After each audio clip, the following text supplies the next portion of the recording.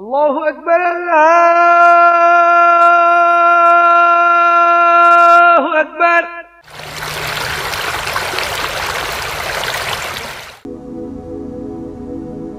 মৌলায়া সাল্লি ওয়া সাল্লিম দাইমান আবাদান আলা। চট্টগ্রামের বোয়ালখালী উপজেলার প্রত্যন্ত গ্রাম খরন্দীপুর মুন্সিপাড়াত নতুনভাবে দৃষ্টিনন্দন রূপে সংস্কার হয়ে গোরামিয়া জামে মসজিদ।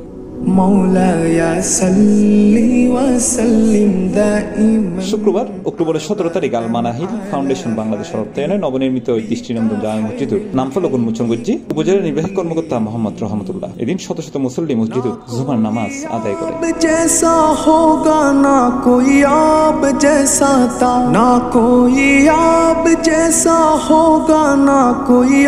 এই সময় প্রধান বক্তা হিসেবে উপস্থিত আছে আজিজুল হক আল মাদানী, বিশেষ অতিথি আছেন বোয়ালখালী থানার অফিসার ইনচার্জ লুৎফুর রহমান, ফাউন্ডেশনের general secretary Fariduddin, director Sharifuddin, Fatia মাদ্রাসার প্রধান মুহাদ্দিস জাহিদুল ইসলাম, মসজিদ পরিচালনা কমিটির সেক্রেটারি মোহাম্মদ ইনুস সহ আরো প্রত্যেকেই। আমরা এখানে আজকে মুন্সিপাড়া যে গোরামিয়া জামে মসজিদ এটির আজকে প্রথম জুমা অনুষ্ঠিত হয়েছে।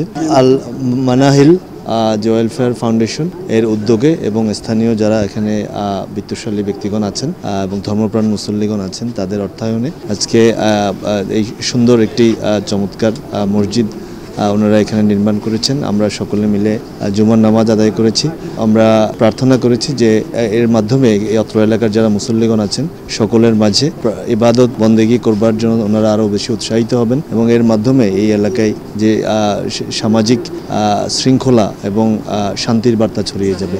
আমরা এটি প্রত্যাশা করি। আমরা আল মানাহিল ফাউন্ডেশন এবং স্থানীয় যারা বিত্তশালী আছেন সকলকে আমরা ওনাদের এই উদ্যোগকে সাধুবাদ জানাই।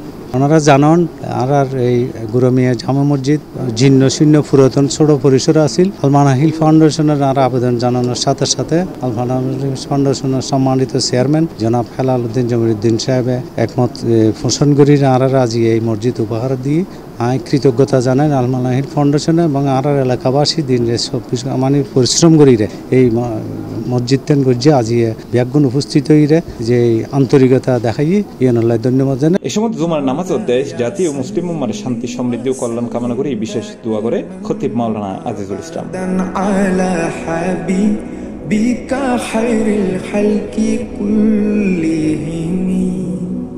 مولاي صل وسلم